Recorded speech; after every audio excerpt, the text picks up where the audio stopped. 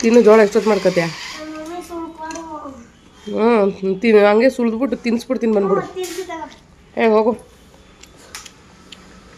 ಏನು ಡ್ರಾ ಮಾಡ್ತೀಯಾದ್ರೆ ನನಗೆ ಅಲ್ಲಿ ಹೊರಗಡೆ ಬಂದರೆ ರೋಡ್ ಬೇರೆ ಗೊತ್ತಾಗ್ತಿಲ್ಲ. ಹಂಗಾಗಿ NH ರೋಡ್ ಬೇರೆ, ಅದು ಸಿಕ್ಕಾಪಟ್ಟೆ ದೊಡ್ಡ ಹೈವೇ ರೋಡು. ಭಯ ಆಗ್ಬಿಡ್ತು ನನಗೆ. ಆಮೇಲೆ ಅಷ್ಟರಲ್ಲಿ ಅವರೇ ಬಂದು ಮೆಟ್ರೋ ಸ್ಟೇಷನ್ವರೆಗೂ ಬಿಟ್ಟಿದ್ದಾರೆ. ಪಾಪ ಕತ್ಲಲ್ಲಿ ಬಂದು ಬಿಟ್ಟು ಆಮೇಲೆ ಮನೆಗೆ ಹೋಗಿ ಅಡುಗೆ ಮಾಡ್ಕೊಂಡು ತಿಂದಿದ್ದಾರೆ.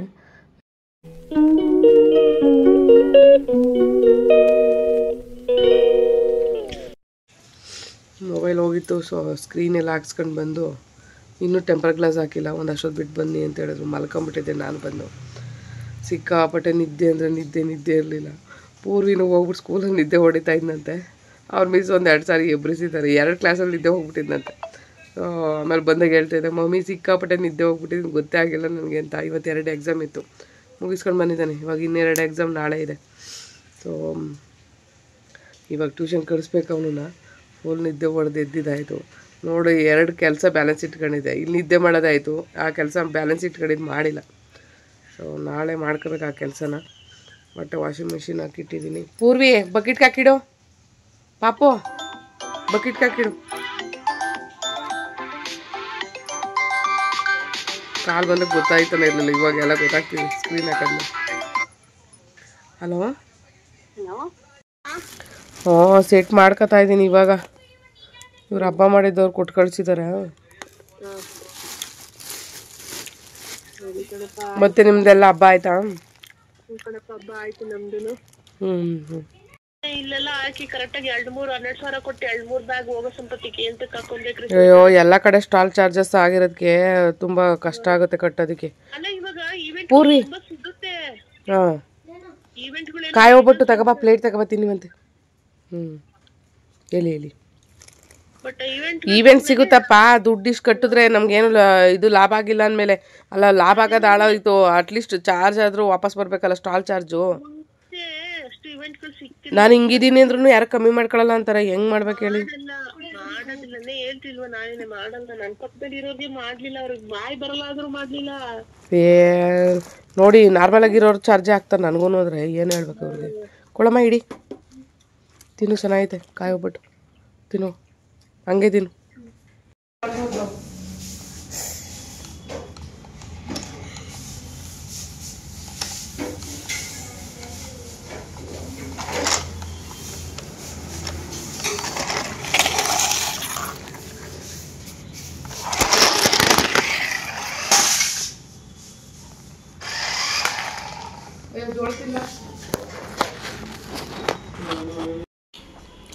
ತಿನ್ನು ಜೋಳ ಎಷ್ಟೊತ್ತು ಮಾಡ್ಕೊತೀಯ?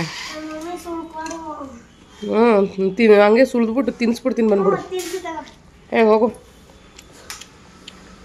ಏನು ಡ್ರಾ ಮಾಡ್ತೀಯಾದ್ರೆ ಸೋಂಬೇರಿ. ಬೇಡ ಬಿಡು, ನಾನು ತಿನ್ಕೋತೀನಿ.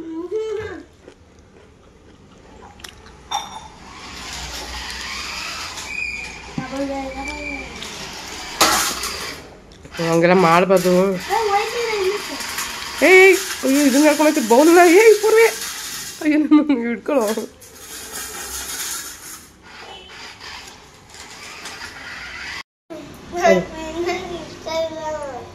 ಯಾಕೆ ಕುರ್ಕುರಿ ಆಳು ಮುಳೆಲ್ಲ ತಿಂತೀಯ? ಇದನ್ನು ತಿಂದ್ರೆ ಏನು ಕಾಯಿಲೆ ಬರ್ತೈತಾ? ಜೋಳ ಆರೋಗ್ಯಕ್ಕೆ ಒಳ್ಳೆಯದು, ತಿನ್ನು, ಹೆಲ್ತಿ ಫುಡ್ಡು. ವ್ಯಾಕ್ ಅಂತ ಬರ್ತೈತಾ? ವ್ಯಾಕು ಇಲ್ಲಿ ನೋಡಿ.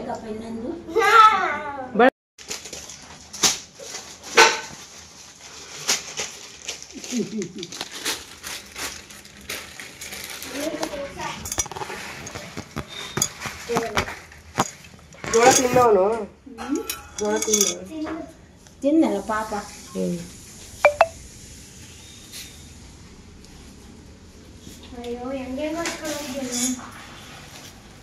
ಪರ್ಕೆ ಇರೋ ಥರನೇ ಶೇಪ್ ಮಾಡಿದ್ದೀರಾ?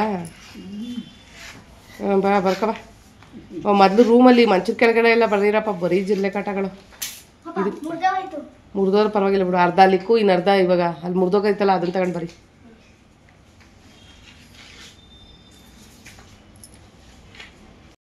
ಏನು ನಿನ್ನ ಬುಕ್ಸ್ ಎಲ್ಲ ಅಷ್ಟೊಂದು ವೆಯ್ಟ್ ಐತೆ? ಆಮೇಲೆ ನಿನ್ನ ಸ್ಕೂಲಿಗೆಲ್ಲ ನೀನೇ ಎತ್ಕೊಡೈತ್ಯಾ? ಓದ್ಕೊಳಕ್ ಬಿಟ್ಟು ಬರೋದು ನಾನು ತಾನೇ. ಹಾಂ, ಸ್ಕೂಲಿಗೆ ನಾನು ಹೇಳ್ತಾ ಇರೋದು, ಟ್ಯೂಷನ್ಗೆಲ್ಲ. ಅಲ್ಲಿ ನೋಡು ಏನು ಮಾತಾಡ್ತಾ ಇದೀಯಾ. ಪೂರ್ವಿನ ಸ್ಕೂಲಿಗೆ ಕಳಿಸಿ ಆಮೇಲೆ ಚಿಕನ್ ತಗೊಂಡು ಬಂದು ಚಿಕನ್ ಮಾಡಿದೆ. ಇವಾಗ ಸ್ಟಾಲಿಗೆ 3 ಗಂಟೆ ಮೇಲೆ ಹೋಗಬೇಕು. ಚೆನ್ನಾಗಾಗಿದೆ ಚಿಕನ್.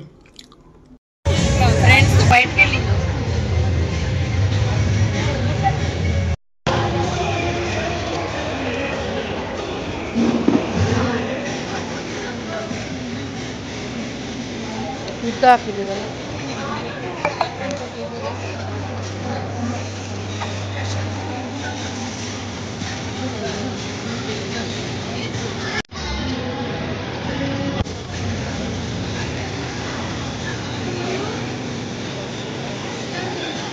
ಆ ಮ್ಯಾಮ್ನ ಸ್ವಲ್ಪ ಹಿಂಗೆ ಟರ್ನಾಗಿ ಅಂತ ಹೇಳಿ, ಇವ್ರನ್ನ ಟರ್ನಾಗಿ ಅಂತ ಹೇಳಿ.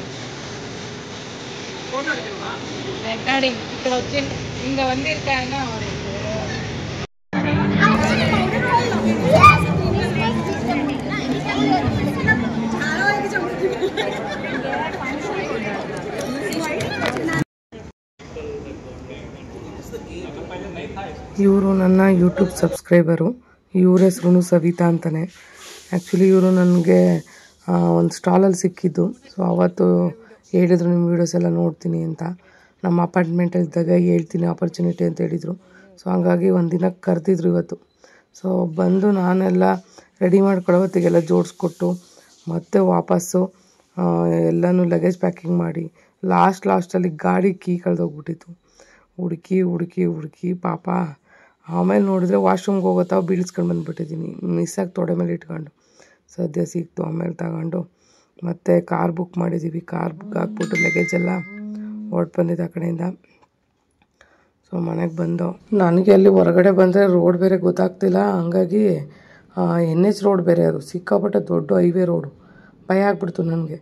ಆಮೇಲೆ ಅಷ್ಟರಲ್ಲಿ ಅವರೇ ಬಂದು ಮೆಟ್ರೋ ಸ್ಟೇಷನ್ವರೆಗೂ ಬಿಟ್ಟಿದ್ದಾರೆ.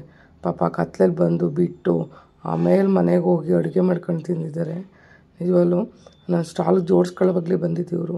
ಪಾಪ ತುಂಬ ಹೆಲ್ಪ್ ಮಾಡಿದರು ನನಗೆ. ಇವ್ರಿಗಂತೂ ತುಂಬ ಥ್ಯಾಂಕ್ಸ್ ಹೇಳ್ತೀನಿ ನಾನು. ಯಾಕಂದರೆ 3 ರಿಂದ 4 ಅವರ್ ಆದ್ರೂ ಸ್ಟಾಲು, ಬಟ್ ಬಂದು ಅವರಷ್ಟೇ ಹೆಲ್ಪ್ ಮಾಡಿ ಮತ್ತೆ ಮೆಟ್ರೋ ಸ್ಟೇಷನ್ ಗಂಟ ಬಿಟ್ಟು ನನ್ನ ಸೇಫ್ಟಿಯಾಗಿ ಹೋಗಿ ಅಂತ.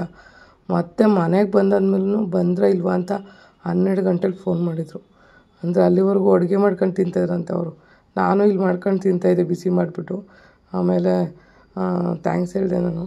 ನಿಜವಾಗ್ಲೂ ಯಾರು ಅಷ್ಟೇ ಅಪ್ಪ, ಒಬ್ಬರ ಬಗ್ಗೆ ತಲೆ ಕೆಡಿಸ್ಕೊಳ್ಳೋಕ್ಕೆ ಯಾರಿಗೂ ಟೈಮ್ ಇಲ್ಲ. ಬಟ್ ಯಾರೋ ಒಬ್ರು ಹೆಲ್ಪ್ ಮಾಡ್ತಿದ್ದಾರೆ ಅಂದರೆ ಅದು ಒಂಥರ ದೇವ್ರ ಮೂಲಕನೇ ಆಗೋ ಒಂದು ಹೆಲ್ಪ್ ಅಂತ ನನಗನ್ಸುತ್ತೆ.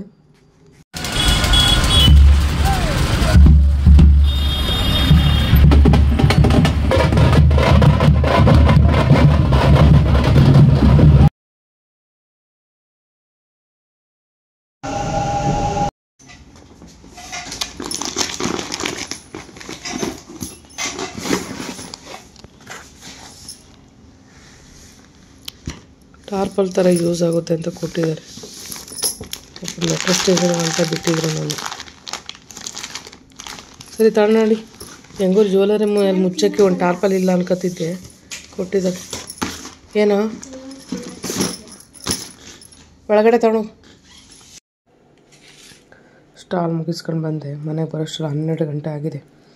ಈಗ ಇರೋ ಅನ್ನನೇ ಬಿಸಿ ಮಾಡಿಬಿಟ್ಟು ತಿಂತಾಯಿದ್ದೀನಿ.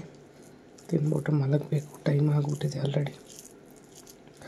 ಸ್ವಲ್ಪ ಸ್ಟಾಲಲ್ಲಿ ಪರವಾಗಿಲ್ಲ, ಬಟ್ ಏನೋ ಹೋಗಿದ್ದಕ್ಕೊಂದಾಯಿತು.